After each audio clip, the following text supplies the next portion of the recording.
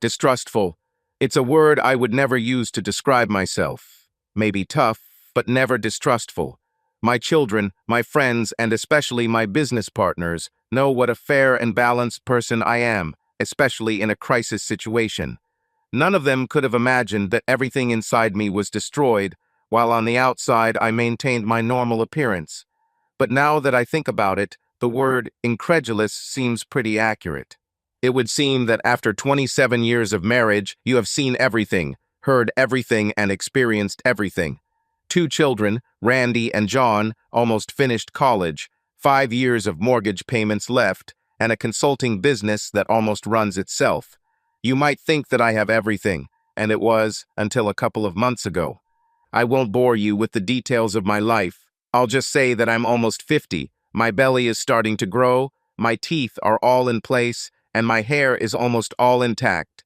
You can call me Steve, but not distrustful, naive, stupid, or any of the dozen adjectives that are now appropriate. My wife Victoria is 10 months younger than me and looks like she's 30 for her age. We met in high school and got married shortly after my 21st birthday. She's an aerobics instructor at our local gym, which says a lot about her fitness. Are we happily married? That's the word that comes to mind, but I still love her, or I think I do. How can you not love after 27 years? If you ask a woman if I am to blame for our problems, most will say yes, and maybe even a few men will agree.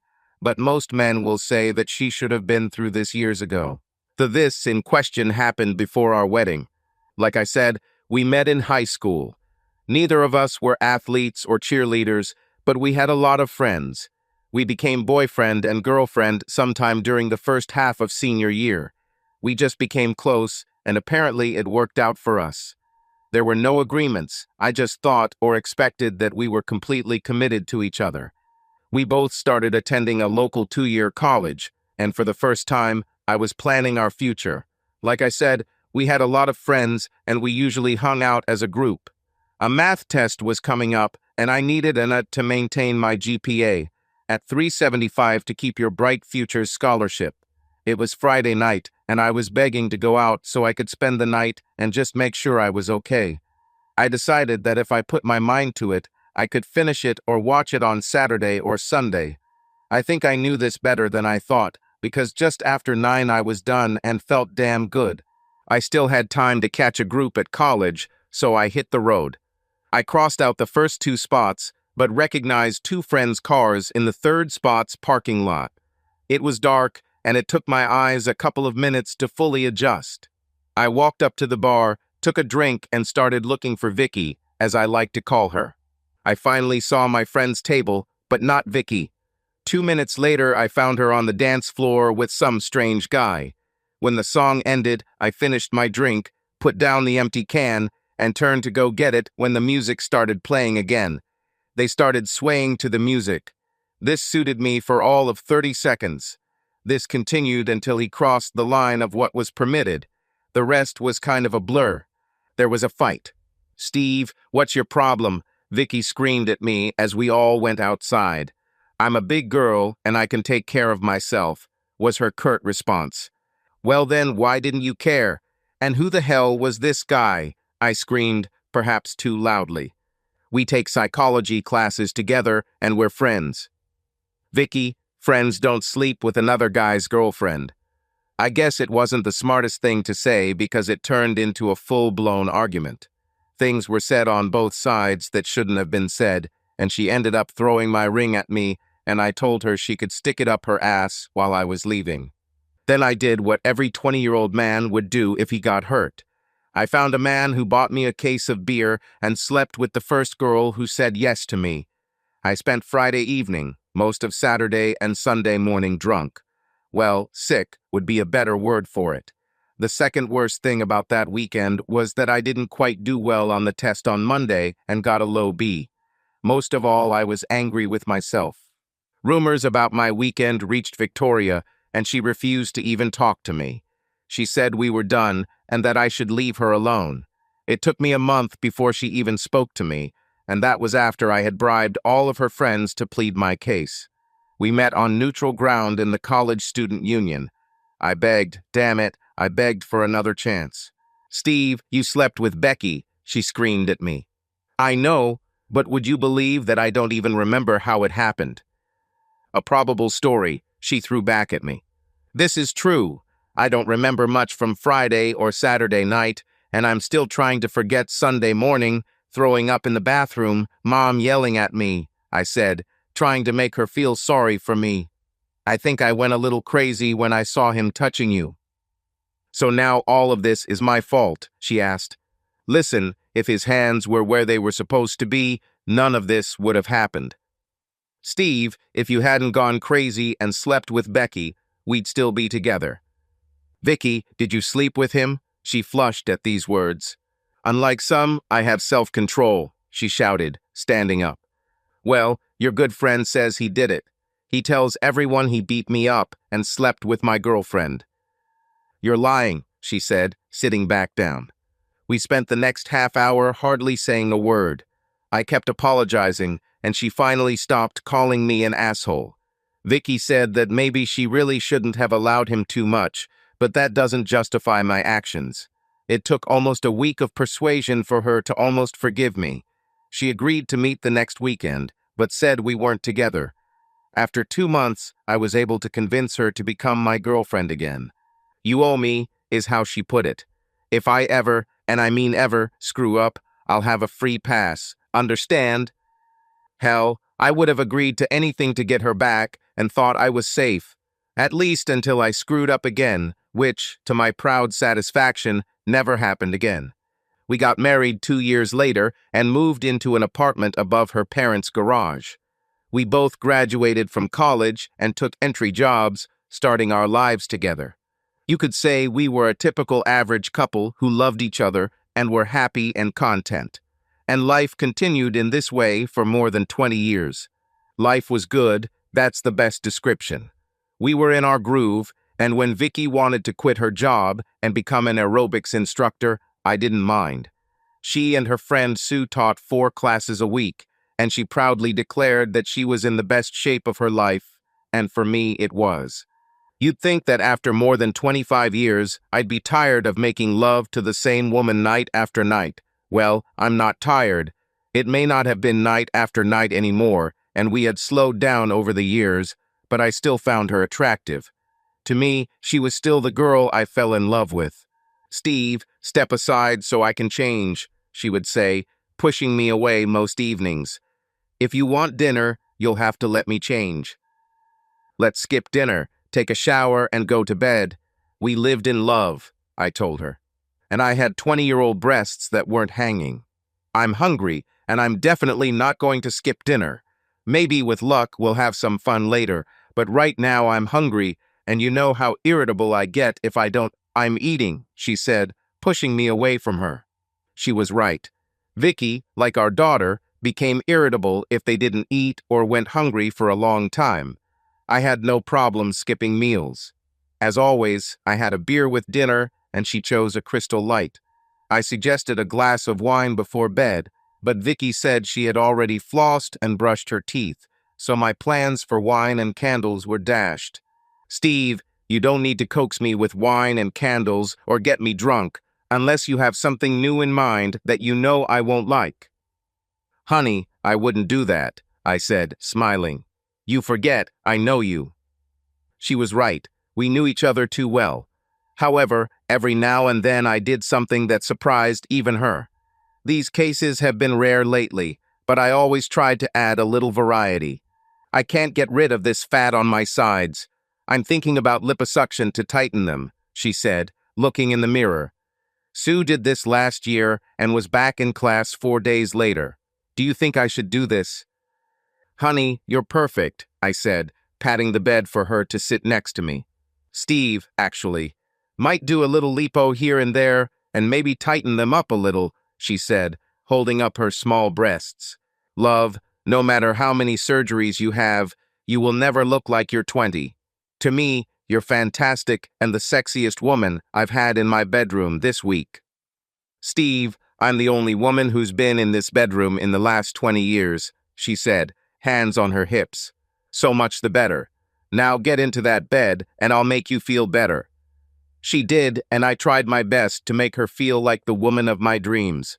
At my age, I was happy with what I had. I've known some guys who were lucky enough to get into bed once a week.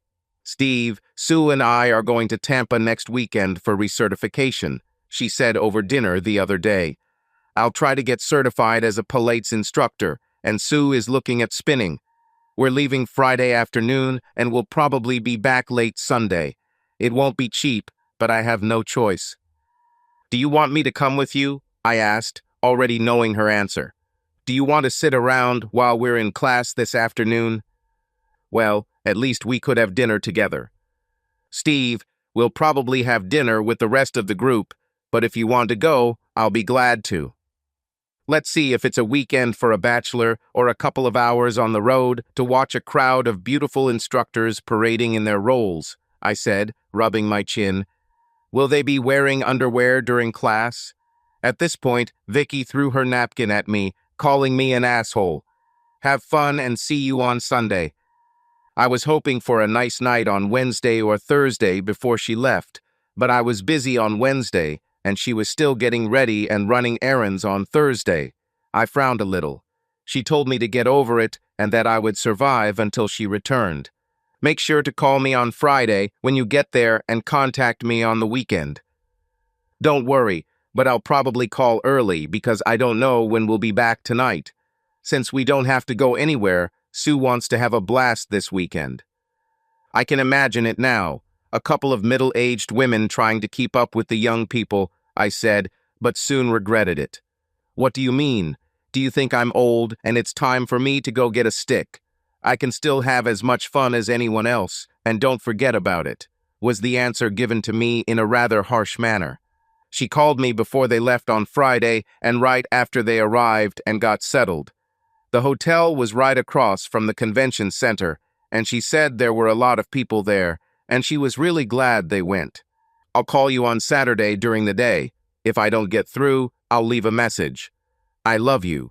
That's how we ended the conversation. Now, what should I do until Sunday evening? I occupied myself with work on Friday night and made plans to have dinner with Tim, Sue's husband, on Saturday night. We shouldn't both be sitting at home while our wives are having fun, I thought. We ate dinner at Hooters and even stopped at another bar before calling it that night around 11. The voicemail at home had a message from Vicky saying she would call on the Sunday before she left. I didn't sleep well on Saturday night. Sleeping alone in our big bed with no one around felt strange. More than once I reached out my hand expecting to find Vicky, but found only emptiness. At least she'll be around tomorrow. I fell asleep with a smile on my face. I didn't hear from Vicky until almost 4 in the afternoon. We're on our way. See you in a couple of hours. Love you, was all she said. I was going to ask how she liked it, but decided it could be discussed when she got back. I pulled out a couple of steaks, peeled 2 white potatoes, and mixed up a salad while I kept an eye on the time. The potatoes were already in the oven, the table was set, and I had just taken the salad out of the refrigerator when Vicky came in. She came over, kissed me, and told me she was going to unpack, take a quick shower, and would be ready in about 20 minutes. Ideally, this was just enough time to get the steaks on the grill while the potatoes were done. I took out a bottle of wine, opened it, and poured a glass for everyone. I had my first glass while I was busy with the steaks and had just finished setting the table when Vicky returned. Everything looks great, she said, sitting down and taking a sip of wine and helping herself to a salad. She said she was recertified in aerobics and Pilates, but Sue ultimately decided not to take up spinning. She said they were on the move all day, attending lectures or practical classes. Looks like you had a good time. Did you close the bars on Friday and Saturday night? Sue, yes, but not me, she said, looking at me as she ate her steak. Were you too tired? No, I was just doing other things, she said, taking another glass of wine. We spent the next 2 hours talking about how she spent her time and finally what I did all weekend, including my dinner at Hooters. It was almost 9:30 in the evening when we went upstairs to bed. I took a quick shower to wash away the barbecue smell and was just finishing brushing my teeth when I noticed Vicky was already in bed. Today I'll be lucky, I thought, accelerating. I didn't even bother putting on my boxers because they always come off right away. Steve, we need to talk for a minute, she said, sitting up in bed. Now, I exclaimed. Can't it wait until we're done? We need to do this now, she said, looking at me. Okay, hurry up. This hasn't happened for a long time, and I don't want to lose the mood, I said, smiling at her, but she didn't smile back. I used my free pass this weekend, she said, waiting for my answer. Honey, I don't care what you bought. Let's finish this, and then we can talk about your shopping. Steve, I used my clear path. Can you hear me? Free passage? What free passage? Vicky, I don't understand. What kind of free passage are you talking about? I said, still not understanding what she was talking about. You gave it to me 27 years ago. Free passage, the words were running through my head, but I still couldn't understand until the phrase, 27 years ago, hit me. This is some kind of joke, isn't it? The only free pass I remember is the stupid thing I said a million years ago for you to come back. That's not what we're talking about, is it?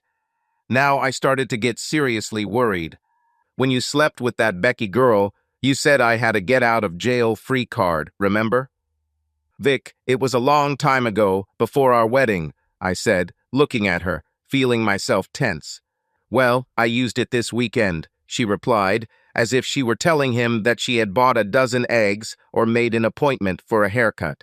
Vic, this isn't funny. This isn't even worth a joke, I said, getting out of bed and walking over to her side. She moved away from me because when I called her Vic, she knew I was angry. Steve, you know I love you, right? Forget about the nonsense with love. What have you done? I slept with someone this weekend and took advantage of the free pass you gave me, she said as I darted back and forth between the bed and the bathroom. I didn't plan this, it just happened.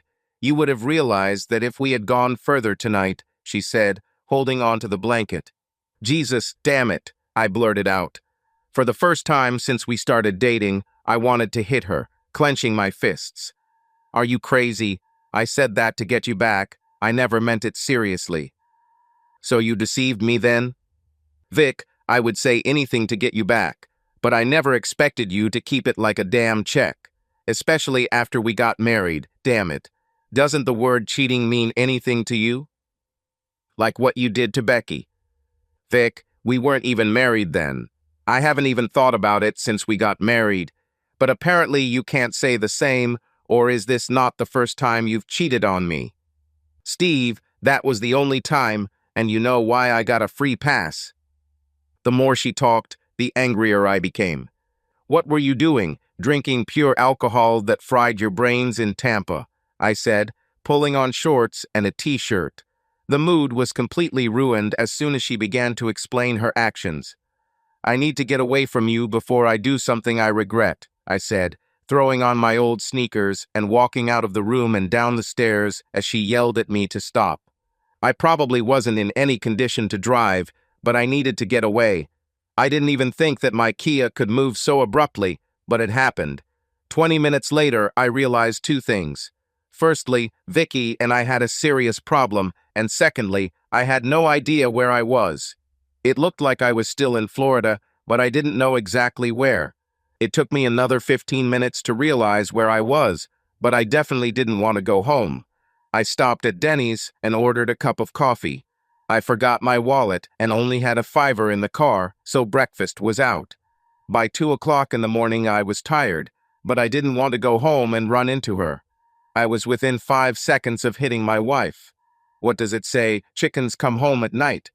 Well, I'm not a chicken, and this situation won't go away quietly into the night. She had crossed the line for the first time in our marriage, and I didn't know what to do now. She cheated, no matter what she called it, and her free pass due to a drunken affair 27 years ago didn't matter either. If Steve hadn't just wanted sex tonight, none of this would have happened, Vicky thought to herself. I pulled this free passage story out of nowhere when I realized I might get caught. Sue screamed at me the whole way home, telling me how stupid I was to risk our marriage. I didn't plan to cheat on Steve, it just happened, or so I told myself. We met David at a party on Friday night. He was at our table, and after the introductions, we started having fun. David was one of the polite instructors, and when I said I planned to get certified this weekend, we had a common topic of conversation. When Sue and I went to the toilet, we were like two teenage girls. "What a handsome guy," Sue said, fixing her makeup. "Great figure, charisma, and everything. If I weren't married, I would try him out. You know what they say about black guys," she laughed. Everyone had a great time on Friday night. Alcohol flowed like a river. We danced and got to know each other better. David guessed we were both around 32, and I said he was pretty close while Sue rolled her eyes.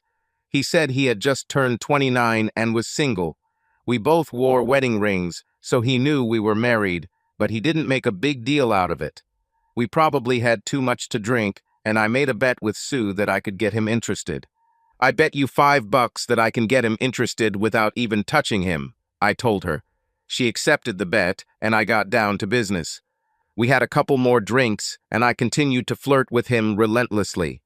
When he asked me for another dance, I winked at Sue as he pulled me onto the dance floor. The song ended, and we returned to our table. "Girls, we need to wrap things up. We have a big day tomorrow," Sue told us both. Big is the word of the night, I thought, agreeing with her. David walked us to our rooms and told us he would see us tomorrow in class, so we went inside. I screamed and laughed as soon as I closed the door. Sue and I quickly ate breakfast on Saturday morning. Our first classes started at 8:30, and we needed to get moving. We joked with each other about the previous evening, but in the morning it was time to return to reality. I didn't see David at dinner, but he found us around 7:30. We hung with a group from another class. When he approached, I smiled at him, and he gave me a big smile back. This is how our evening together began. By 9:30, Sue said that several of them were going to another club and asked if I wanted to join. "Not today," I said, refusing. "I'm tired today. My legs are still sore from all that stretching." "Okay, see you later," she said, and the six of them set off. It was just David, two other people, and myself at our table. We ordered several slices of cheesecake and a bottle of wine. We spent the next hour eating, talking, and drinking 2 bottles of wine. When we hit the dance floor, it was like yesterday, only without the teasing. How we ended up in his room is still unclear. The only thing I remember is David taking me to his room. We made love. "Can we do this again?" asked David. "Never again. It was a one-time thing that shouldn't have happened," I said, and went back to my room. "Where the hell have you been all night?" Sue shouted at me. "You have 2 messages on your cell phone from Steve last night." I sat down on the bed and covered my face with my hands. "Please tell me you didn't spend the night with David, Vicky," she said, looking at me. "Oh my God, you did it. Are you crazy? What were you thinking?" I didn't think so. We drank a couple of bottles of wine and ended up in his room. "Sue, just don't say a word to anyone, and maybe I'll get through this if I'm lucky. I should have gone to that other club with you," I said out loud. I took a warm bath and washed myself half a dozen times before packing. We went downstairs and had breakfast. We then returned to the center to collect our certificates. We hit the road 2 hours later, and I listened to Sue nagging me the whole way while asking me for details. I called Steve and told him we were coming back and kept the conversation short. "Are you going to tell him?" "Only if he notices something." "I hope you're right. Steve doesn't strike me as someone who can forgive." Then it dawned on me he wasn't like that, but I was. I forgave him years ago and told him he owed me a free pass if I ever did anything really stupid, and that definitely fit the bill. I've never used it, and if he finds out, I'll use my get-out-of-jail card. He would be furious, but I forgave him, and I only prayed that he would do the same. It was about 3 o'clock in the morning, and I was knocking on Tim and Sue's door. After 10 minutes of ringing and knocking on their door, the lights came on in the living room. Tired, Tim looked out the window and opened the front door. "Steve, do you realize what time it is?" "Somewhere around 3. I need to talk to Sue now." "Can't it wait until morning? She's sleeping upstairs." Tim, if it weren't so important, I wouldn't come at this time.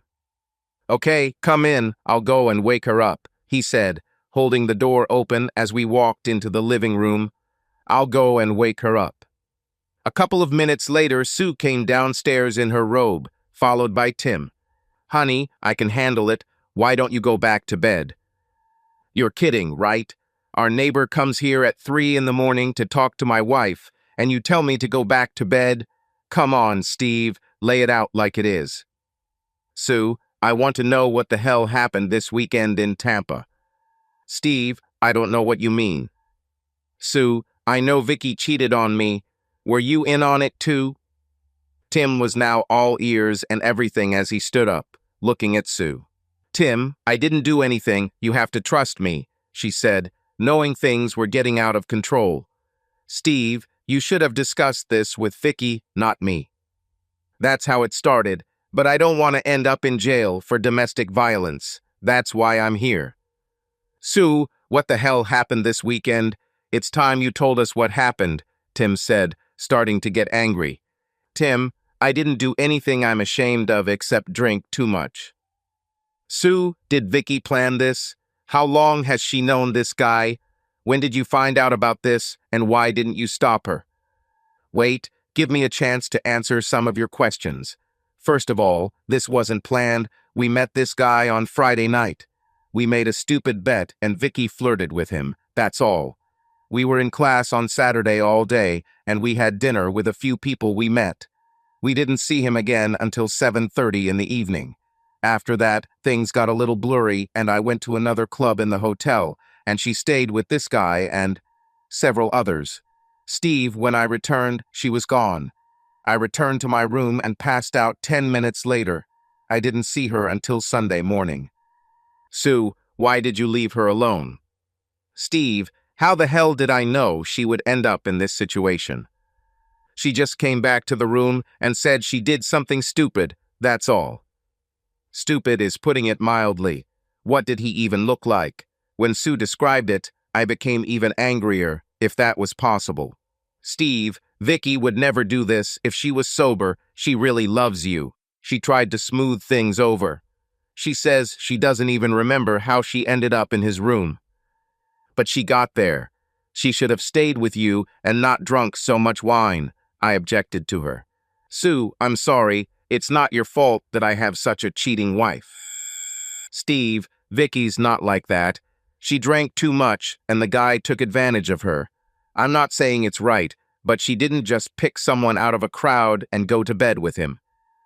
I had heard enough and apologized for disturbing them so late at night. Tim told me not to freak out and that things would look different in the morning. The last I heard was him asking Sue what exactly she was doing, and it seemed neither of us were going to sleep that night. I found Vicky asleep on the sofa in her robe when I finally returned home. I left her there and went up to our bedroom to get at least a little sleep before work. When the alarm went off at 6 in the morning, I had to remember where I was.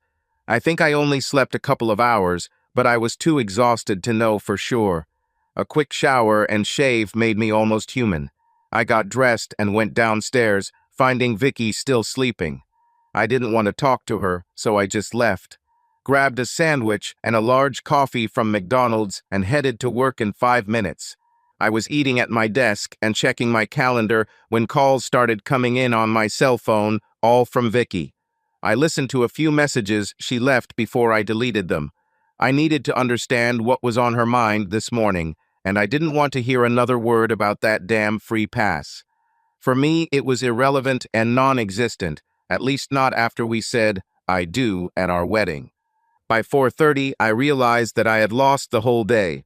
I kept going over in my mind everything that Vicky and Sue had told me yesterday. I really didn't want to get involved with her tonight, but it seemed like I had no choice. I wasn't as angry as I was last night, but that could change at any moment. The horns of the cars behind me told me that I was still distracted because I was driving 25 miles per hour in a 40-mile-per-hour zone. When I turned onto our street, I regretted that I hadn't driven longer, but I couldn't put it off any longer. I had to deal with it. Vicky was waiting for me when I entered the kitchen from the garage. She didn't rush towards me, she just sat at the table, looking at me. I know that Sue probably called her in the morning, and since I didn't call her back, she had no idea about my mood. I put down my briefcase, took a beer from the refrigerator, and sat down at the table opposite her. I said nothing. He took a long sip from the can, placed it on the table, and looked at her. I waited for her to start. "Steve, I'm so sorry. If I could undo everything that happened this weekend, I would," she said, waiting for me to say something. I drank too much and didn't know what I was doing or with whom. By Sunday morning, I realized what had happened and rushed to my room. I don't remember much after Sue left. We just finished a couple of bottles of wine. I phrased the next couple of questions very carefully. "Why didn't you go with Sue and she told me about your stupid game on Friday night?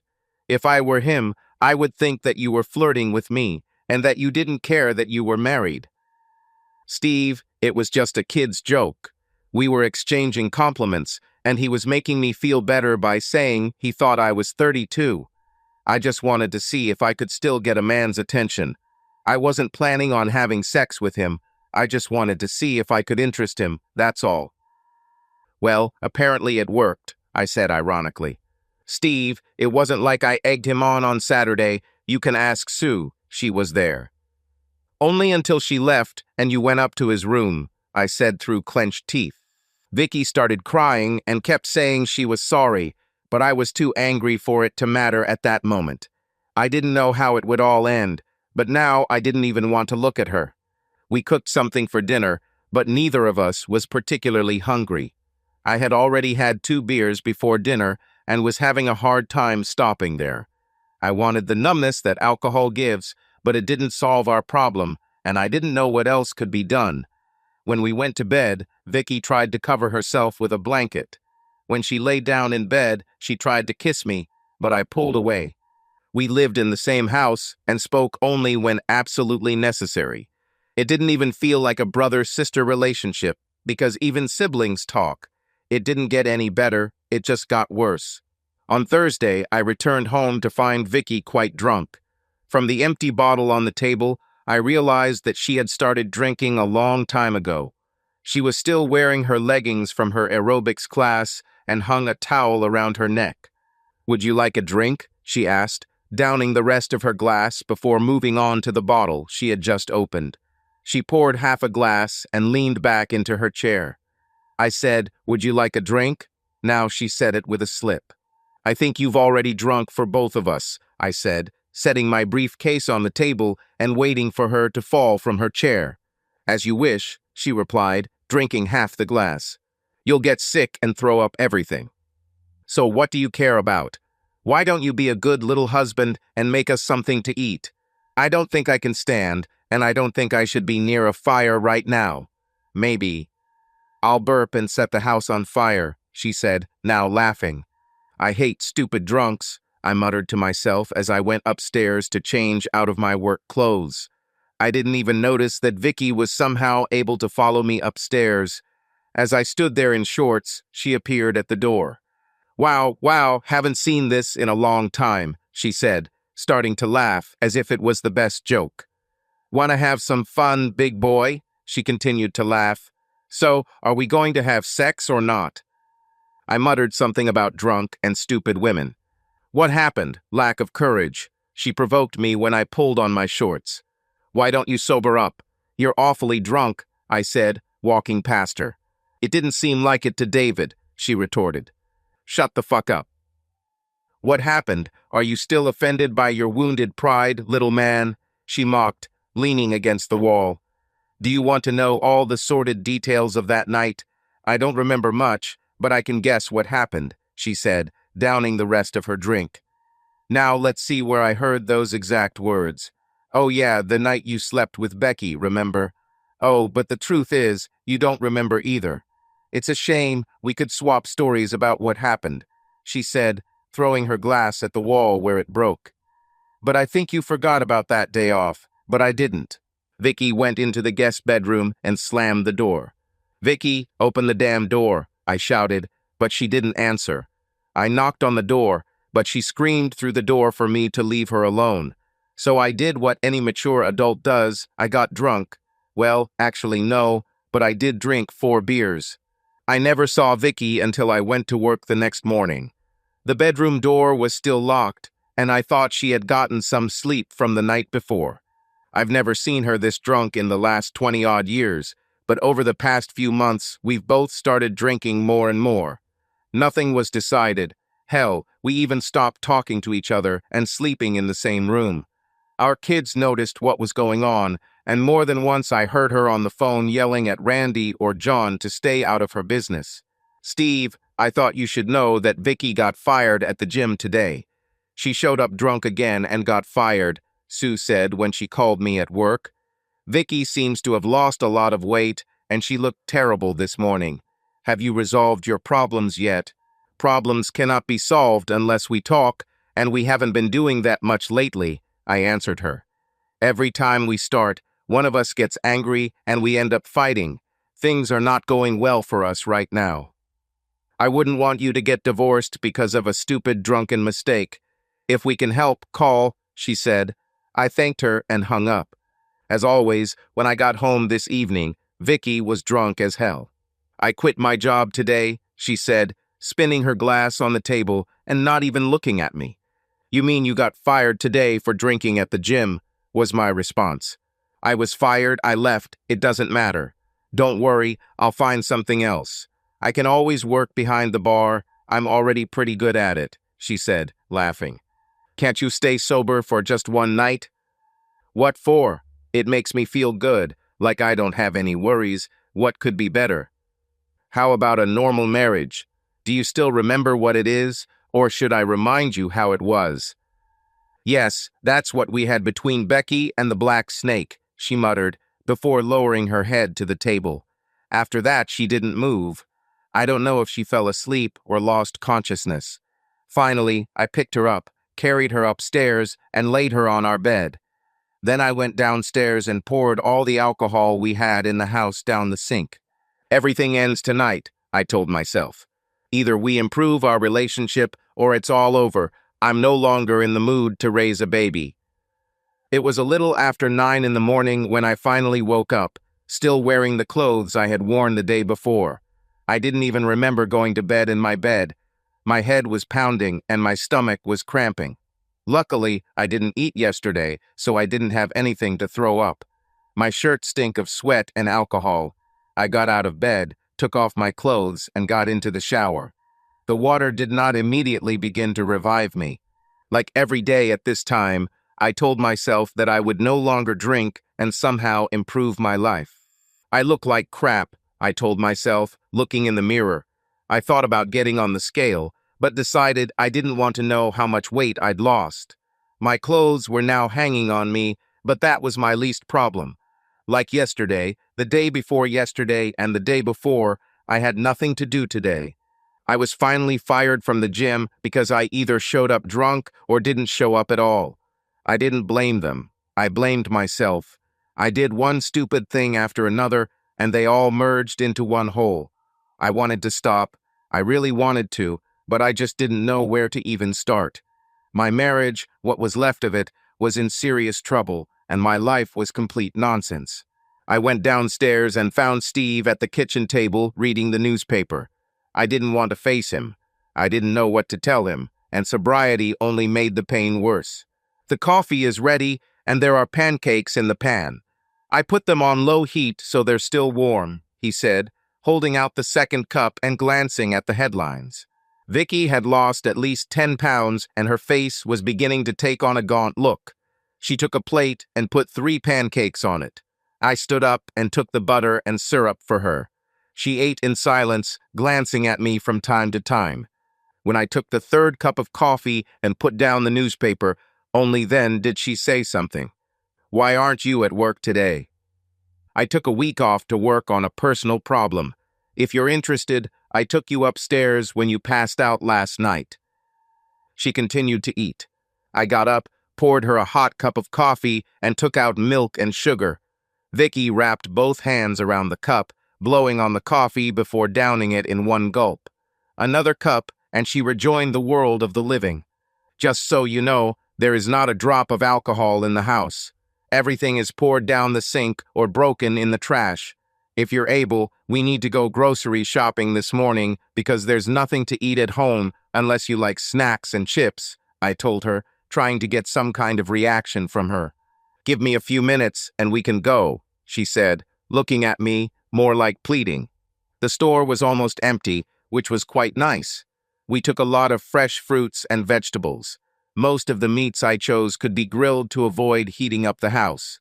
I haven't spent $300 on food in a long time, but we haven't done much cooking in our house for the past month. We spent almost 2 hours there. Our baskets contained only diet sodas and fruit juices, the strongest drinks. After we put the groceries away, I made us both sandwiches and poured a can of soda each. We ate on the terrace, and I tried to get a good look at Vicky. She had lost weight and looked a little worse than usual. The drinking probably took its toll. Do you want to talk now or later? I asked. Because we will talk one way or another. Give me a minute to use the restroom and I'll be back, she said, heading toward the glass patio door. If you're looking for a bottle of vodka, it's long gone. Steve, I just need to go to the bathroom and I'll be back. Okay, I replied. 5 minutes later, she returned, still sober. Vic, what do you want to do? We can try to make things right, or we can go our separate ways. One of two things has to happen this week. Steve, do you still want me back after everything that happened? We won't know until we see what's left. In that case, I want to try to save our marriage, no matter how difficult it may be. Vic, my only request is that there be no more lies. I know some of what happened, but not everything. The only thing I know for sure is that I don't want to know all the details. Our marriage can't handle this. I'm not sure he'll survive anyway, I said as Vicky started crying. Now start from the beginning, Friday night, and if I have any questions, I will stop you. She started talking slowly enough for me to chime in with questions. I couldn't help myself when she started describing David, and I needed a break when she started talking about the bet with Sue. It looked like two stupid teenagers playing truth or dare. The only difference is that you are grown women and should have known better. Steve, this was the first time we've ever done something like this. Well, it looks like David isn't the only one interested. Steve was right, and I told him so, but it only made him angrier. Am I no longer satisfying you? Am I that bad in bed, or are you just bored? After 27 years, apparently you decided to diversify our marriage. It's a pity that it's not with me. Steve, I love you and I still like you in bed. I'd be lying if I said I wasn't curious about David, but I didn't plan or even think about it. This did not console him. I don't know what could at this moment. When Vicky started talking about Saturday and got to the point where Sue left, I said I needed a break. Vicky didn't know how much I wanted to know, so she was probably trying to skip over as many details as possible. Vicky knew that I would soon realize that she was not as drunk as she first said. She probably thought about lying, but she realized that if I had caught her doing it this time, we would definitely have broken up. Vicky told me about ordering another bottle of wine and dessert. She cut down on the details. However, when she said that they ended up in his room, I stopped her. What do you mean you ended up in his room? Did you go? Did he carry you? His room was next to yours, and you went there by mistake. Steve, he led and I followed. I was very drunk and didn't realize it was his room until we got there. In other words, he didn't force you in any way. You went voluntarily. If you put it that way, then yes. Well, apparently you got what you wanted, but there is still a question that I don't understand. When did you finally realize that this was something you shouldn't have done? Surely by midnight you should have sobered up enough to know what you were doing. Sue said you didn't come back to the room until 8:30 in the morning. Vicky began to sob openly. I just got my answer, I said as I walked away. I think she was trying to say that she was sorry, but all I heard was sobbing and crying coming from her mouth. I just wished I hadn't poured out all the alcohol. I could use a strong drink right now. I avoided her for the next 3 hours. I put 2 potatoes in the oven, quickly made a salad, and selected 2 steaks to grill. She must have been in her new room because I had to call her from upstairs to tell her everything was on the table. We ate in silence, as we had every evening for the past few weeks, but at least she was sober.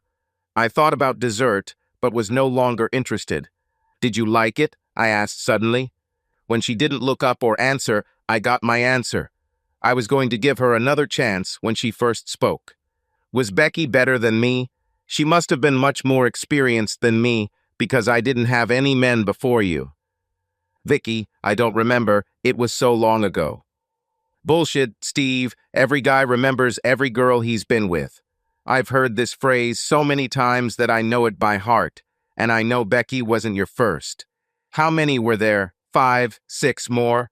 she asked without backing down.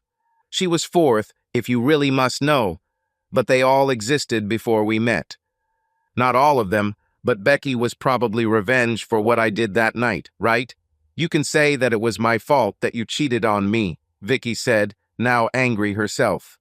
"Do you want to know how many nights I thought about that night? When we saw Becky on the street or in the mall and our eyes met, I felt like she was making fun of me. 'Yes, I was with your man before you, and it was wonderful,' she screamed at me. 'But you were probably drunk too. So when did you realize it was her and not me?' Vicky, we weren't married yet." "And that made it right? Was it okay to cheat on me because we weren't married yet? And probably, after what? 3 months later, I forgave you, we made peace, and everything became the same as before. I forgave your stupid mistake, but I never forgot. So the question is, how many more months are you going to make me pay? 1, 2, never. That's what we're talking about now." She was right. While I didn't agree with her logic, it all came down to what we were going to do in the future. "I'm too tired to think or talk anymore," Vicky said, standing up and heading towards the stairs. "I won't ask to share your bed tonight because, frankly, I don't want to. We may or may not talk tomorrow, but like you, I can't go on like this anymore." There was no love or any other emotion in her voice, only fatigue and disappointment. I watched her walk up the stairs and disappear into the hallway. I sat in the chair for another 2 hours, contemplating my options. I came up with 4, discarded 3, and came up with 2 more. Revenge in the form of betrayal was not an option, and temporary separation would only delay the inevitable. I lay down in bed with my head spinning. When I got up, Vicky was no longer in the house. Her car was gone, and she left no notes. She returned just before 9, and when she walked through the door, I knew immediately where she was. Leggings were clearly a sign. I attended Sue's morning aerobics class. It gave me the opportunity to clear my head and focus on something other than our problems. She said hi.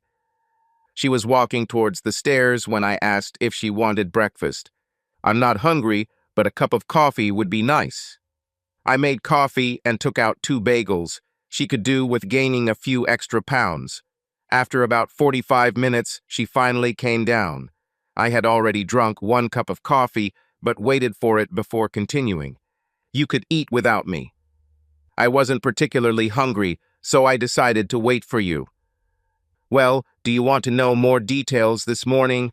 Do you want to know how many times we did this, or what it was like? Or maybe the great question is, was he better than you?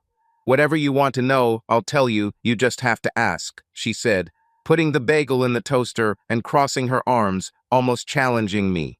"You already told me that he was better, and that he fulfilled every damn fantasy you had," I replied in the same tone. "Steve, we had sex. We didn't make love, he used me and left. End of story. Did I enjoy it? Yes. Hell yes.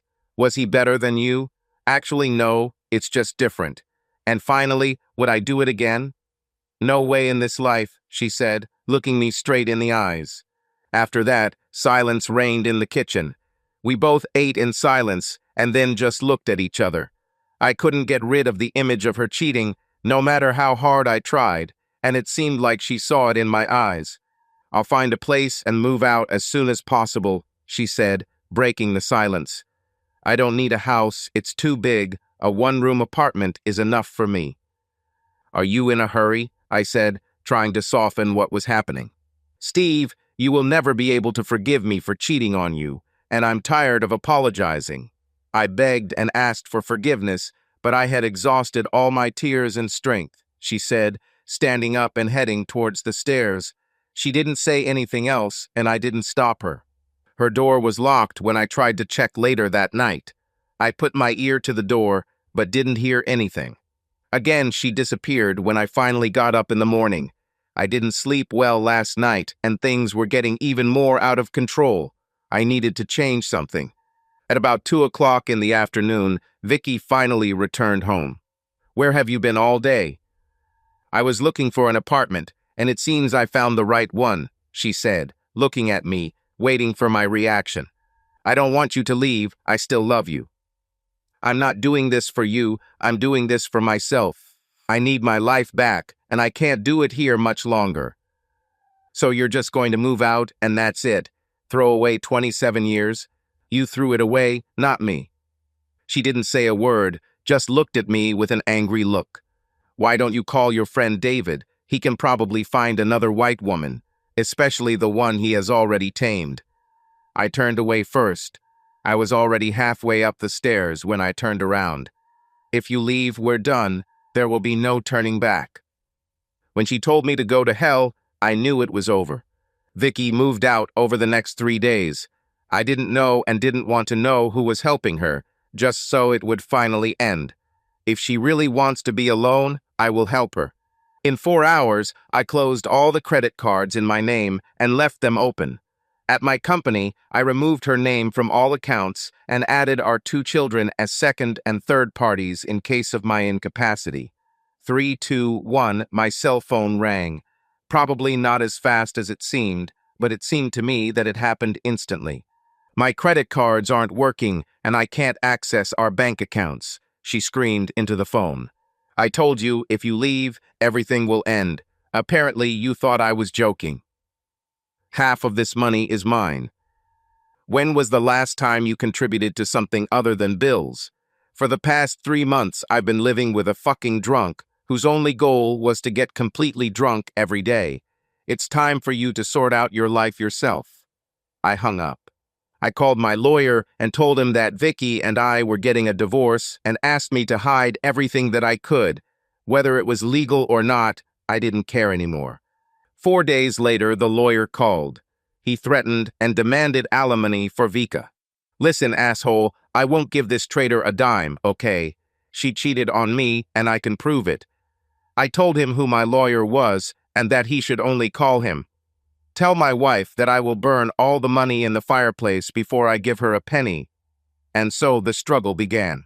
My children tried to intervene, but we were both at each other's throats and did not listen to anyone. In the end, they told us both that when we were done, we should call them, but until then, not. I had no idea what Vicky lived on. She probably maxed out her credit card and maybe got some money from her parents. When her father came into my work and scolded me, I told him a little story. When he left, I was still a scoundrel, but at least he understood why. Both Tim and Sue tried to talk to us, but I felt that if Sue had kept a better eye on Vicky, we might not have gone through this mess. I felt sorry for Tim. He was in the middle of all this. We'd have a drink sometimes, and I'd try to check with him to see how Vicky was doing, but he said he hadn't seen her, although Sue came by to check on her every couple of days. "When was the last time you actually talked to Vicky?" he asked one evening when we were drinking several glasses. "The day before she moved out. I was ready to try again, but when she said she was leaving, all bets were off. Tim, I told her if she left we were done. She told me to go to hell, and that ended it. I know she still loves you, but you both are making the gap so wide that you may not be able to cross it in the near future." "Tim, it's already too wide. Do you know what's the funniest thing? She blames me for our breakup. She said she did it because I cheated on her 2 years before our wedding. Will you believe it? We weren't even married, and I haven't even looked at other girls since then. But apparently she can't say the same. Steve, she was drunk. Sue keeps telling me that. Tim, she wasn't that drunk. I was given a court order to state where I was putting the money from our savings and checking accounts. I ignored it. I actually burned $500 bills and sent them to her new apartment with a note that she would receive a similar package every day. Apparently, she thought I was serious and set up a meeting between two lawyers. I gave her 40% of what was in our savings accounts, less legal fees. It was a couple $1,000s, which should have lasted her for a while. I started drinking heavily again and started taking taxis instead of driving on my days off. Chuck, my office manager, began to worry about my absence from the office. I gave him power of attorney so he could pay bills and sign paychecks. Steve, there are clients you've had for years who are starting to worry. If you don't shake things up, we'll lose them, he told me. I wasn't going to let my divorce ruin what I'd spent my life building. I returned to work with renewed vigor. I ignored all requests from Vicky, and the lawyer's bills began to mount. When I told him to stop all proceedings and not answer her lawyer's calls, they started calling me again, but my secretary blocked all their calls, and when they tried to come to my office, I was always at lunch. When they finally stopped by my car, I asked Chuck to take me to a motel. It worked, but not for long. Chuck and I were having a drink at Tony's when I saw Vicky walk in with a group of about 8 people. I saw Sue with her, so I assumed they were all friends from the gym. My eyes were glued to her, and I watched her every move. It didn't take her more than an hour to drink 4 or 5 glasses of wine. If she wasn't drunk, she was on her way to it. When she started dancing with all the guys, I apparently became jealous, although I didn't know why. Damn, I knew I still loved that bitch, but it looked like she was moving on. He was tall and black, like the ace of spades. I wasn't drunk, but I wasn't sober either. "Good evening, Sue," I said as I approached their table. "You still seem to be doing a great job taking care of Vicky, just like you did in Tampa," I said as my wife began to stagger back to the table. "Steve, why don't you leave? You're drunk," she said as soon as Vicky returned. "You must be a pimp or something.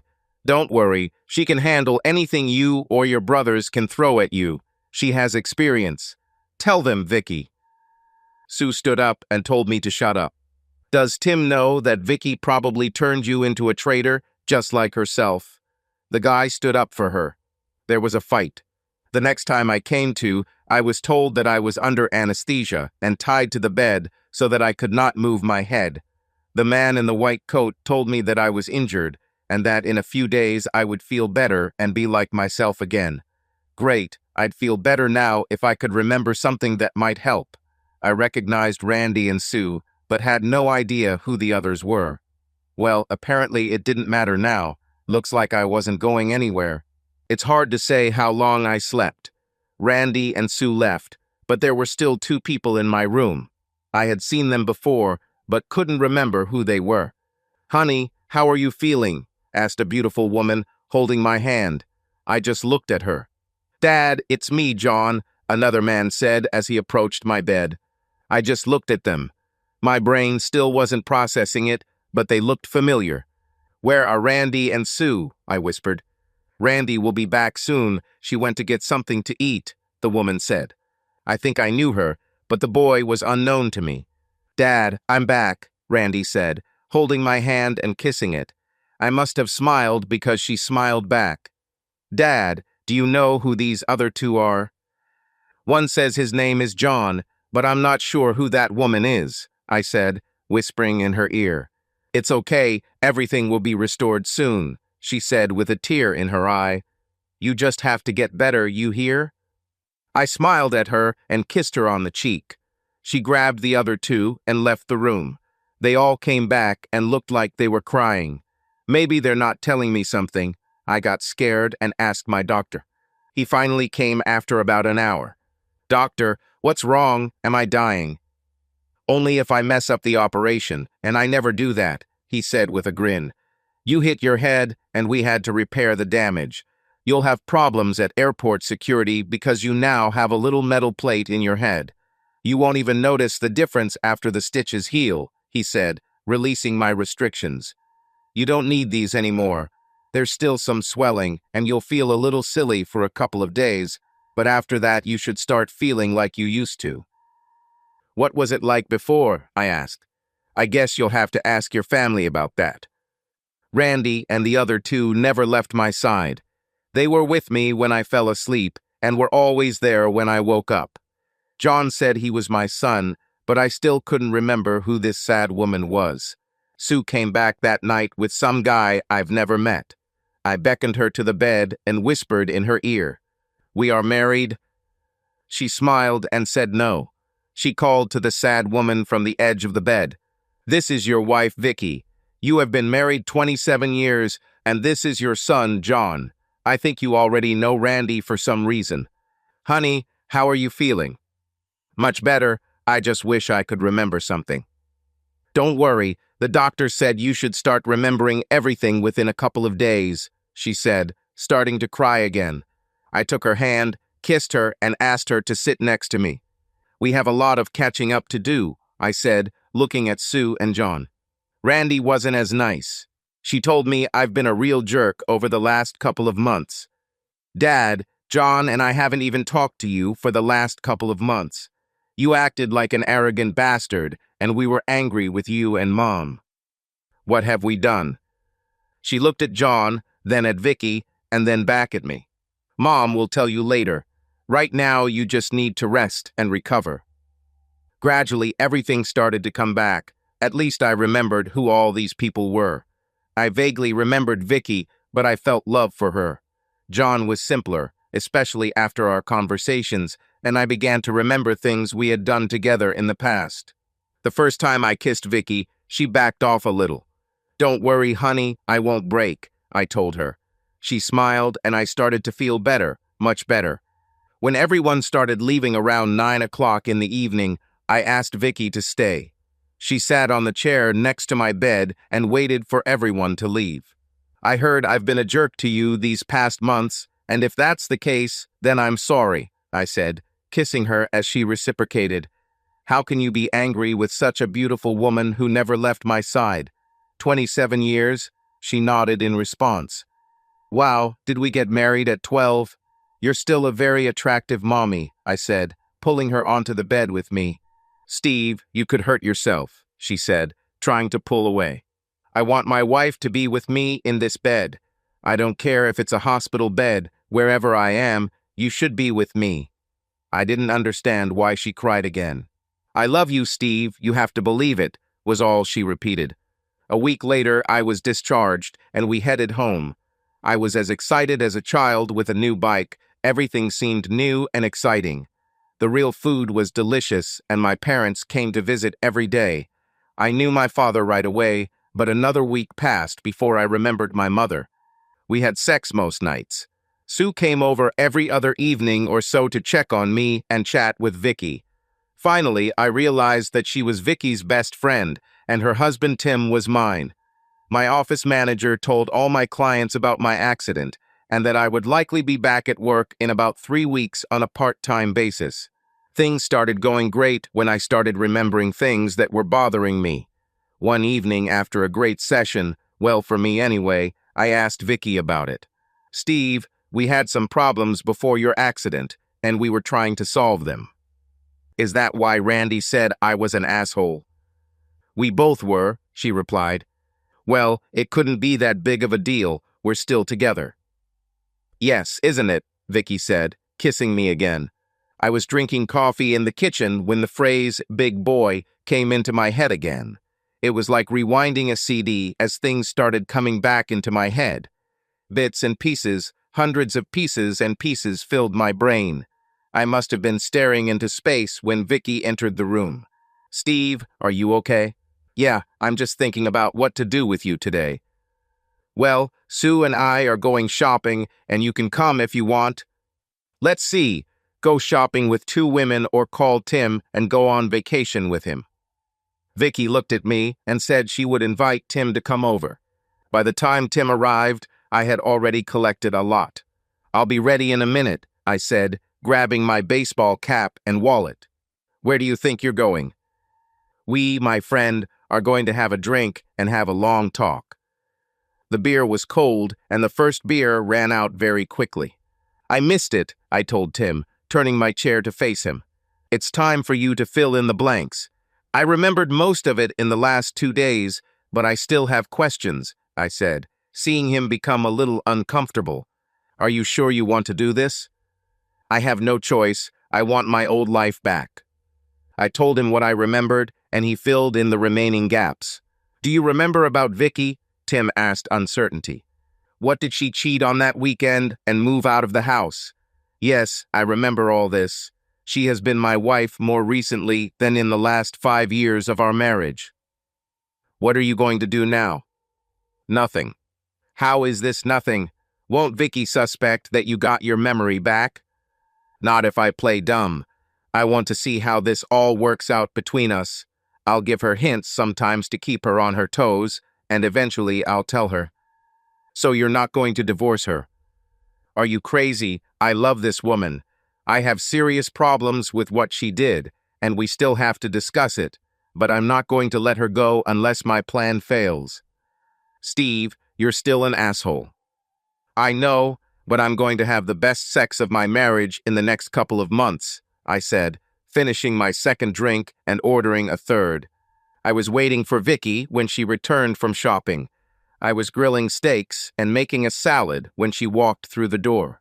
Steve, I could do that. I don't want you to overexert yourself, she said, dropping the bags. I see a Victoria's Secret bag among the others. Maybe, maybe not. It depends on how you feel later. Dinner was great, and Randy and John came by to see how I was doing. I told them that the old man was going to live and that they should worry about the school and not about me. Besides, I announced that we had a date tonight and it was time for them to leave. Dad, I don't need to know that much about this, Randy said, winking at her mom before walking away. I dropped hints from time to time and was now working full-time. I don't know what came over him in the last 2 months. He wants to do it every night and says he remembers us doing sexy things that we never did, she said, blushing. Vicky, the main thing is, are you happy? Yes, it's crazy, but what will happen when he remembers everything? I can't lose him again. Let's not worry about it until it happens, okay? At 11 in the evening, I announced that it was time for Vicky and me to go home. She has become such a beast. Sometimes I feel like I can't keep up with her. Maybe I should find her a lover to help me, I said, laughing. Nobody else laughed. What? It was a joke. I would never have shared my Vicky. With that, we left. When did you regain all your memory? She asked when we woke up. A couple of months ago, I replied. Who else knows? Just Chuck and Tim. Can I ask why you didn't let me know? I thought you'd figure it out when I started dropping hints, but you didn't say anything. Well, the $10,000 question is, where do we stand now? I'm still here, aren't I?